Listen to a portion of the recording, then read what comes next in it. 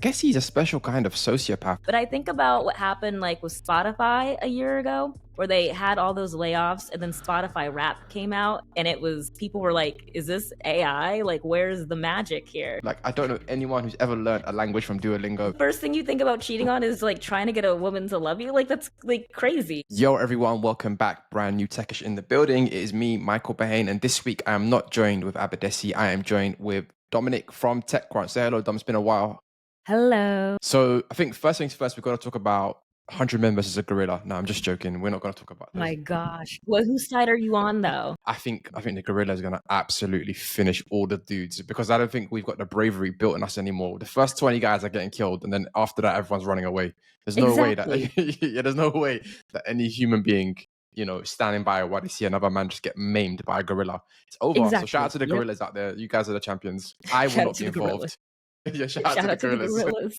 So yeah, first things first, first real story is I think I saw it briefly on TikTok and I couldn't believe dude actually said this. So if you haven't been aware, Meta is now launching a standalone app called Meta AI. They've already had their own kind of model, Llama model for quite some time, but I think this is their first version to kind of go directly and compete with ChatGPT with its own kind of standalone app. And in an interview talking about it, Mark Zuckerberg kind of intimated that he felt like this was the answer to the loneliness crisis. So there's a lot of data out there now saying that the average person only has like 3 friends max. People have less and less friends than they ever have historically. And in the interview, he basically said, listen, like human beings can have the capacity to at least have like 15, 20 friends. And maybe like this can not help you find new friends, but essentially this can help you fill that void within yourself, basically. So Dom, are you ready to have like the friendship part of your life like filled in by Zuck and his crew at Meta? How do you feel about that? I find that to be really interesting because a lot of this loneliness epidemic is because of these social media platforms, because people are not going outside anymore and they are living in these digital worlds that don't translate to reality. Frankly, you can tell when someone has TikTok brain, like, or 1000%. or if they've been on Twitter too long and like you're like, what are you talking about? Like, that's not even like, go outside. So I mean, that's a bold thing to say. I don't think humans were made to live in these digital worlds. So I'm intrigued to see what this is going to do to brain development. I know that last week I was with a bunch of young people. As the press probably knows, Prince Harry was in town for a bunch of things. But one of the things was an event with the Youth Fund Responsible Tech Foundation. I jumbled up the words. But basically, I got to talk to a lot of young people there and about social media and about AI and about these things. And a lot of them are kind of like freaked out by this. I mean, there's just so many problems that have arisen with them feeling lonely, self-conscious, and also how dangerous a lot of these digital worlds are for them. And a lot of them were talking about how they were just like unplugging. They were just simply logging off anyway because they want to be outside, because what is happening in this digital world? So I don't know. I find it, I mean, listen, Mark gains a lot from pushing people to be more in this AI world. And he gains a lot from it, but I don't know what the average consumer gains, rather than just more scientific studies about what has happened to us. Yeah, I mean, I guess he's a special kind of sociopath, because how do you go from like 15 years of being like, my mission is to connect the world? That's what Meta or Facebook has always said. That was the go-to PR line. And how do you just replace that mission straight away and just pivot to, we're just going to give you AI slop? And who the hell cares if you connect with a real person? And actually, our product had the reverse impact, which is actually it made you more lonely and less likely to connect with people. They have that data internally. They know that. They've had the data about young girls and self-harm. They've had all of the information ahead of them. They've got all the researchers internally. But the reality is stock price must go up. So you have to be a special kind of sociopath, I guess, to kind of just keep it pushing and say, listen, I know I said this and we didn't achieve that. In fact, we made things worse. But now I'm moving on to something, and I couldn't care less about the kind of human impact also, they will have. Not even to just also to mention, a lot of these chat bots are talking weird to kids. Crazy stuff. One of the things that was brought up at last week's event was someone telling me that like a lot of these AI bots, they say like sexual things to kids unprompted. Yeah. They're taking them into different, having conversations with them where it's like, if this was an adult, you would call the police. So, I don't even know, talking to these new AI figures in our lives, what is happening to this information and to this data, and where is it That part. going? And also, what is it being trained on, and how is that training coming back to us? So I think partially it's probably been trained on your profile already. So I think they changed their terms and conditions that said that all of your kind of data can be used to train our model. So Llama probably has been built on, what we've already given it. The other thing is, and the same goes for Alphabet Google, is that I would be very slow to give information to a chatbot that can then be used to improve advertisements against myself, basically. So It all goes back to ads. It it all all goes goes back to the back ads. to ads. Yeah. So how a company makes money does inform their incentives. So you would imagine that potentially an Apple LLM may just be like, okay, we want to make Siri better. We want to kind of just make your user experience better because we're monetizing by selling you a $2,000 phone, right? Facebook and Google monetize by basically giving you closer and closer tailored ads to whatever your preferences are. So these models are going to be used to train that. And if you have no problem with that, if you don't find that icky, that's fair enough. I do personally. I hate to say this, but I have a connect inside Instagram who's basically been kind of helping me learn about their products and whatever. But I've told them, like, I'm not gonna cushion what I've got to say, kind of thing. And I probably wouldn't use a meta AI just because I would be afraid that you're gonna just use this and I'm gonna see something that I've opened up about and it's gonna be like, yo, Michael, do you remember when you were saying that? Oh yeah, what's this concerning cough that I've got? And then all of a sudden I'm seeing cough medicine on my on my on my on my Yes. timeline. I'm like, you know what, hold on, like guys, like I maybe just put that in there just to get some information.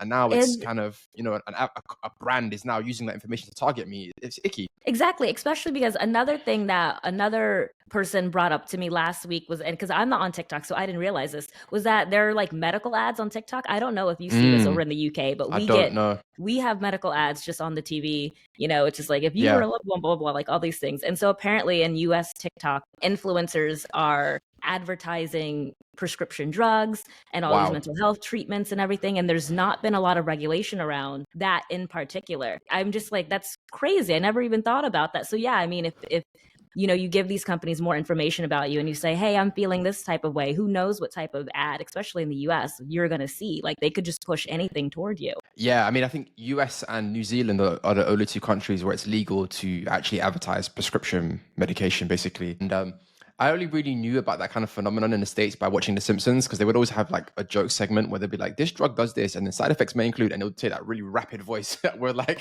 death, cancer, whatever. And I was like, but I thought it wasn't real. I thought it was satire. But then when I went to the States, I was like, oh, this is actually real. I don't think that would be allowed here in Europe and the UK, but yeah, it's crazy. So listen, last but not least, actually, I'm sorry I don't have the name of the person involved, but there was a young kid who died by suicide, and his mother's got a lawsuit against character AI, right?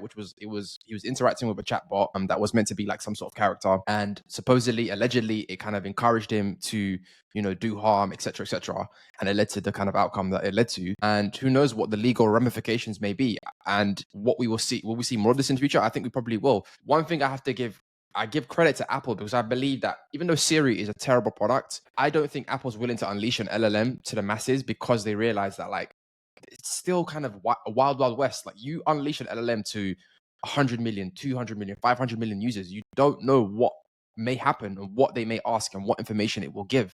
So yeah, companies are gonna have different sensibilities about what's an appropriate thing to do. I think Apple's probably, I see it that way. Maybe they're just slow with innovation, but I see it as like they're not ready to unleash this, because you just don't know what the consequences may be, who you may harm, and it's not fully ready to go into the wild like that. But yeah, interesting thoughts in the world of AI.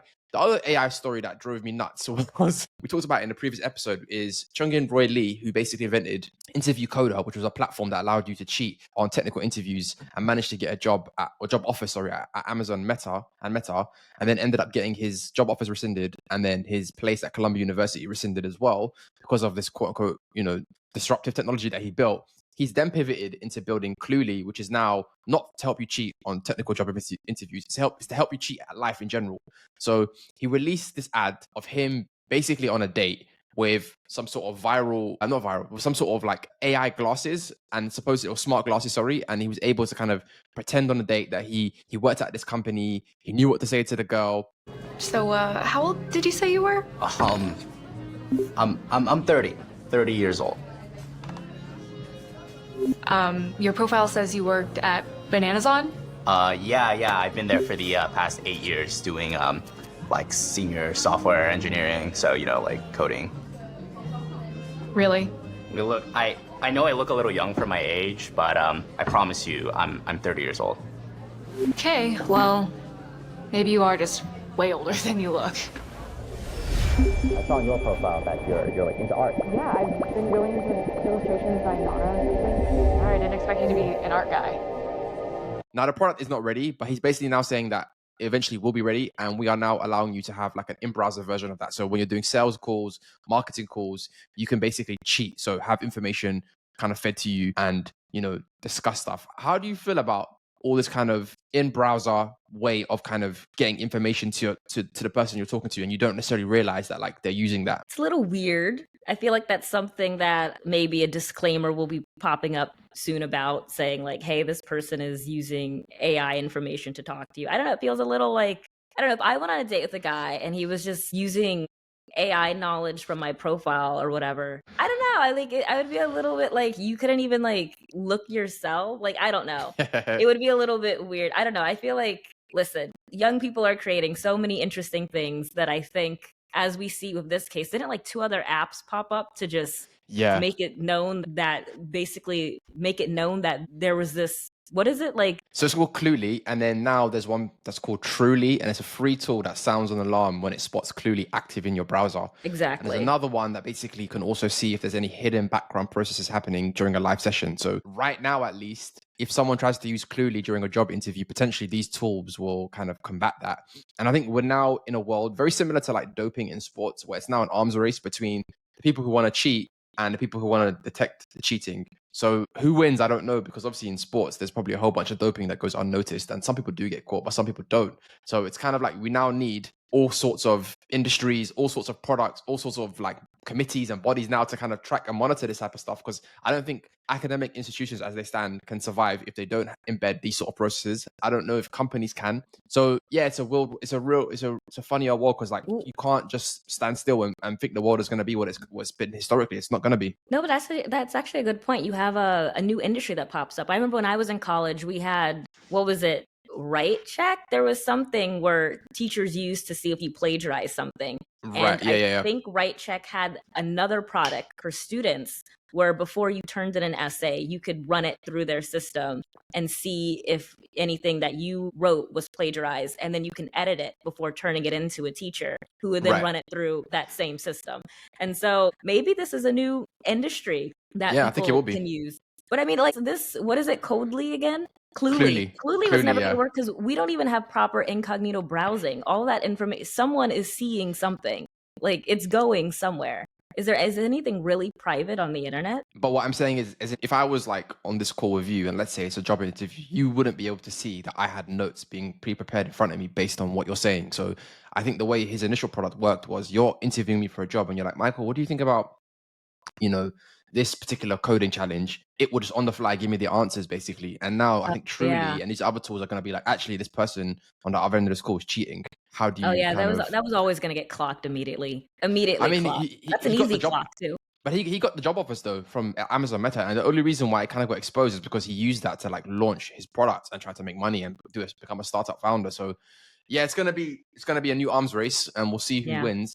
He kind of ruined it for everyone. If he just wouldn't have said anything, I bet a bunch of other people could have gotten away with it. But now, because he specifically called alarm to it, everyone, like, there's going to be a bunch of products stopping this now. Yeah, shout out to him. Let's see how it goes. I mean, he's raised 5.3 mil, so let's see how far he goes. And I think he said he spent 100 grand just on that marketing video. To me, it was kind of giving incel. The video was a bit weird. You know what I'm saying? He was kind of like, yeah, you got to watch it. He's basically like trying to trick a woman into believing that he's older than he actually is. And that he's a software engineer. Yeah, it's weird, man. It's real. But this is what happens when you give young children basically $5 million. When you're young, you just think about you just do stupid stuff like, how do I, get on dates, and how do I like? I was gonna say, the first thing you think about cheating on is like trying to get a woman to love you. Like, that's like crazy. Like, yeah, I don't think he was thinking about love. Yo, this episode is brought to you by Cozy Earth. Now that I'm real grown, people ask me, where am I at? I tell them I am at home enjoying my rent and my mortgage. I'm at home enjoying my house. It is now my sanctuary. So shout out to Cozy Earth. I've invested in new bedding, new PJs. I'm comfortable. With their bed sheets, I'm sleeping better. I'm waking up refreshed. The pajamas and loungewear is unreal. They got men's, they got women's. I've been splurging. So if you haven't upgraded yet, you're missing out on cooler sleep, everyday luxury, and that sanctuary vibe. And not only that, you get a 100-night sleep trial and a 10-year warranty on all bedding. If you head to cozyearth.com right now and use the code Techish, you get 40% off all the best-selling sheets, pajamas, and more. Treat yourself and invest in your home sanctuary. So the other thing about AI now, so this is kind of turning into like an AI-centric episode. Duolingo came out and said like, we're an AI-first company. Now, a lot of companies have said that. What was the buy now, pay later company? Was it Klarna? One of those companies came out and said, we're going to basically like go AI first and get rid of all of our kind of customer success people or whatever. And they kind of had to rescind that and said, no, we're going back to human first because they realized it didn't work.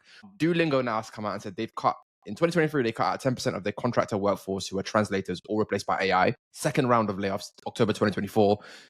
Writers were now let go, in favor of AI tools. So essentially, a lot of the translation and kind of basic content generation tasks are now kind of being used. They're using AI instead. Is this now the beginning of that kind of soft AI takeover, like job crisis? That's what some people are kind of feeling like now, because there's a few indicators. One, recent college grads are having a horrible time right now. That could just be an economic problem in general, but it also could mean that those kind of entry-level roles are all kind of being automated away.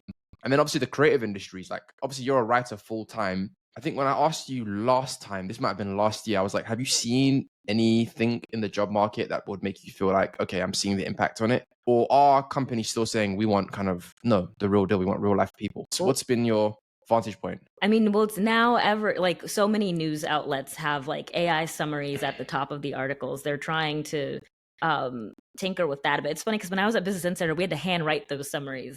And so now they're having AI do it. But even then, there's still problems that are popping up. I don't know. I mean, they say that editors are looking at it, but sometimes the summaries are kind of weird. I mean, all these big companies want this to work. They want to cut costs and they want to replace 100%. humans. But I think about what happened like with Spotify a year ago, where they had all those layoffs and then Spotify Wrap came out and people were like, is this AI? Like, where's the magic here?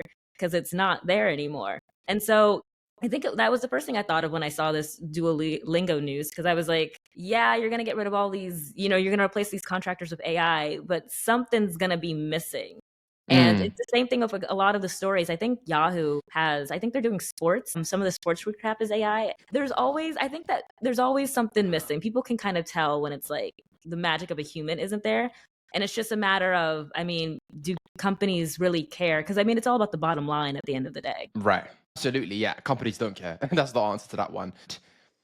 I think it's just going to be very strange because we always imagine the AI takeover as like some Skynet thing. That's a reference to a movie called Terminator, Dom. I know you're Gen Z, so you might not know that movie, Terminator. I've not seen that movie. Oh, see, I was right. I did that kind of as a joke. Yeah. So Skynet is this idea of like, oh, the robots are going to take over in a violent way and they're going to kill us. But it's actually just like a slow death march where certain roles kind of get taken over and people have to continue to like find a high ground of like where I can continue to add value. Yeah, what were you going to say? No, that reminds me of that line in Sinners where they're just like, the devil, you have to let him in. You have to let him in. I still ain't seen it, so don't. You haven't seen Sinners?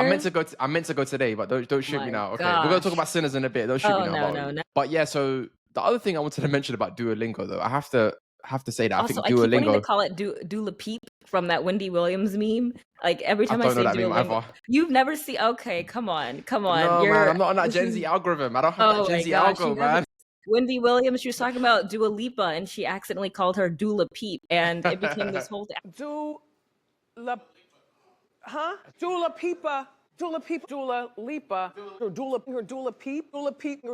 I don't think Dua Lipa likes the name. I think she hates it, but it was so funny. So now when I hear Duolingo, I want to call it Dula Peep, which is Dua Lipa, which, okay, whatever. Shout out to Wendy. Hope she's all right.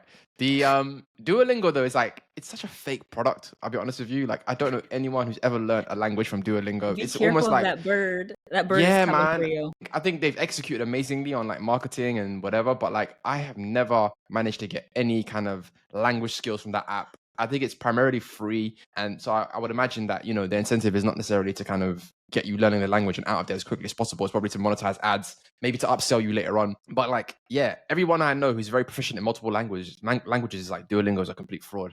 But somehow they've managed to build a giant successful company off that. So yeah, I don't know. Entrepreneurs out there, don't worry about having a product that actually works. Just have a product that allows people to have a delusion that it's working, and maybe you will get somewhere. Because I'm about to go to Japan in a couple of weeks, and I'm just like, should I download Duolingo to get some basic phrases? But I'm like, that's not going to do me nothing. Come on. That's not going to, they're going to start immediately speaking English to you when they see you. Don't basically, even try. Right. Yeah, I'm not gonna try. Hey, there's a really cool event happening during New York Tech Week. It's done by my company Pocket, and it's going to be all about founders. So if you're an entrepreneur, a startup founder, somebody who wants to do their own startup, please pull up. There's going to be a great panel full of new and experienced entrepreneurs. There's going to be a chance to network and mingle with other founders, and of course, great music and great food. It's happening on Thursday, the 5th of June. There's a link in the episode bio to apply to join us. Spots are filling fast, so please be quick. Okay, so speaking of Sinners, we're gonna do a little segment on Sinners. I still haven't seen it. I'm guessing you have. What's the dumb review? With as little spoilers as possible. With little spoilers as possible, please. Good movie. Is that all you got for us?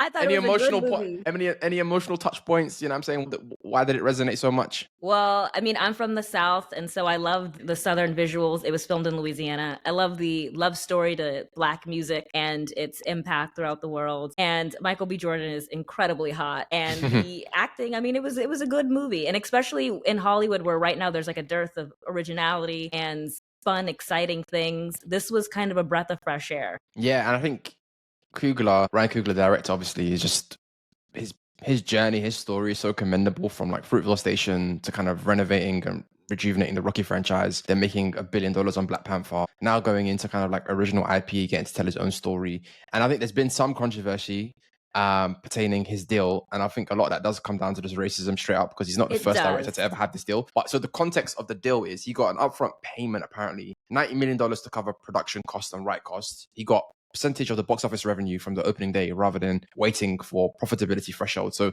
just to expand upon that, if a movie makes, $500 million and you have a back end deal, it can mean that you get a percentage of that top line once all the costs are taken out, once all marketing is taken out, blah, blah, blah. But a lot of these kind of, in music and in film, there's a lot of fugazi accounting where they'll say, oh, there's this extra cost. There's all this kind of like fake costs that come out of nowhere, which means that your actual profit percentage is very, very little towards the end. But he was able to negotiate first dollar in, which means that as soon as this movie starts generating revenue, I'm getting a piece. So that's amazing. And then he managed to retain creative control completely, and then the rights revert back to him after 25 years. So if Sinners becomes the next Marvel or the next, Dracula or whatever franchise IP, Blade or whatever, right, he gets to own that. That's completely his. Similar to how George Lucas managed to keep control of Star Wars for many years. This is very unheard of, right? In terms of like, many directors don't get to do this. Like, don't get to own the IP at all. But there are directors like Tarantino who have... Tarantino has it. Richard Linklater. I cannot pronounce his last name. Sorry, but shout out to the movie. I do love a lot of his movies. He has that. Mel Gibson has that too. I was doing research on that this morning, and I was like, it's not unheard of, but the people that it's heard of are usually white directors. And so I just thought it was really interesting that now everyone's like, this could change everything. And it's like, why? Because this deal has now left the confines of privilege. And now that specifically Black directors are getting it, you have to reassess if, have we gone too far? Are we giving too much away? Like Hollywood is struggling lately with, like I said, originality, with, artists, with all these things. A deal like this, I mean, good for Ryan. This is an incredible 100%. Deal for a really, 100%. really good movie. Yeah, 100%. And if he was a white director, we would be looking at his whole career differently.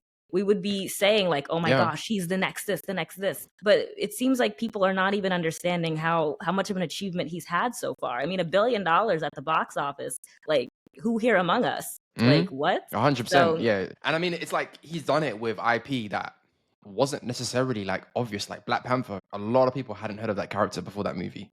And he turned that into, a seismic cultural event. And then he did a sequel when the main star had just passed away, managed to save that movie and make $700 to $800 million. When that shouldn't have worked on paper. Your main star just passed away. You had to rewrite the script. You figured it out. Creed as well. Creed's amazing. Like obviously that's now turned into a franchise of its own right. Rocky, the franchise was kind of dead and buried. There wasn't really a Gen Z millennial audience tapped into Rocky. I love that ish, but he rejuvenated it. So he deserves a deal like this. Tarantino obviously is a great filmmaker, but he ain't made no billions at the box office. Tarantino actually, movies haven't made that much money historically. He's just very good at making critically acclaimed movies that kind of the industry loves. But I think you're right in terms of these sort of deals going out of the confines of privilege and old white men. Basically, it probably spooks Hollywood because they now know that he's now probably giving the bravery to a lot of other artists to ask for something similar. And we have to acknowledge the fact that many people are going to look at what Coogler's done and think, well, if he can do it, why can't I? And there might be a lot of white directors now thinking, well, if this guy's getting it, like I'm going to get it, right? It's because there were quotes that were like saying this is like the end of the studio system. I'm not being hyperbolic here. These quotes came out. Vulture reported it. So that quote came from somewhere. That wasn't just a made up quote. Some Hollywood insider, maybe from the studio, they're spooked. But It's I just think crazy. it's crazy that that quote came out. And yeah, I mean, the movie's made $250 million so far, almost. And now, mind you, there was that Variety headline where it was like, Yes, that yeah, part. well, is it gonna like get the money back to Warner Brothers? And it was like So the first day it was out. And Yeah, even so the what was first day it it? came out, it was like, oh, the movie's made this much money, but it's still got a long way to profitability. And then even, I think Ben Stiller came out and was like, why would you have such a negative headline on a movie that's doing so well? Like, even he had to be like, what the hell is going on? Like, what's going on here, guys? Yeah, even Patrick Schwarzenegger had to come out and say, like, what is this? That doesn't make sense. That's so nasty. It was like just negative. It was like, okay, but like, who are the others? You know, did they make 90 million in like 2 weeks? Yeah. Like, who are the others? And also, like, it feels kind of gross because I feel like every single kind of interview he's had, people are kind of in his pockets. They're in his pockets. Like, they're like, He's yo, had to what's like going on here? defend himself. He's Yeah, had to it's defend like- himself. It's like, I don't see anybody else asking, like, for example, Robert Downey Jr. gets like $1 bajillion every time he walks into an Avengers movie. I've never seen an interview where they're like, Robert, like, how does it feel to make like $60 million for a movie where your co-stars are getting like 1 million or like 100,000? Like, nobody ever asks No one's anybody ever else, like, asking what's in your that. pockets? Like, yeah, when there's like the most obscene deals. Man, I mean, I get it because maybe they see this as a new thing, but we've already established it's not new. It's just new for someone who looks like him. And that's a big problem. But yeah, shout out to Coogler, shout out to Michael B. Jordan for a victory, and shout out to them for creating some original movies. Because actually, the last movie I went to see, Mickey 17, from the director of Parasite, I believe, I saw it in the cinema, but not a lot of people did. A lot of us are clamoring, oh, I want original movies, but not a lot of us are turning up. They're not supporting original movies. We're not supporting it. So, you know, the fact that he's able to get, you know, decent box office returns. The budget was 90 million. I think my friend who works in film always tells me that you got to kind of double the budget because it's obviously like 90 million for the film, 90 million for marketing probably spent, and then a little bit more extra for other kind of costs. So once it's got into that 250, 300 range, it is very profitable. And the studio probably will make $20, $30 million. So and for a black movie, my friend as well. And my friends in India, she was like, oh, I'm about to go see Sinners. Remember when they were saying that not only could black movies not draw an audience, that they couldn't draw an international audience? Yeah. Like, come on now. $230 million at the global box office for this all black movie. Yeah. That's an achievement. Of course the girls are a little mad. Just a little bit. Yeah.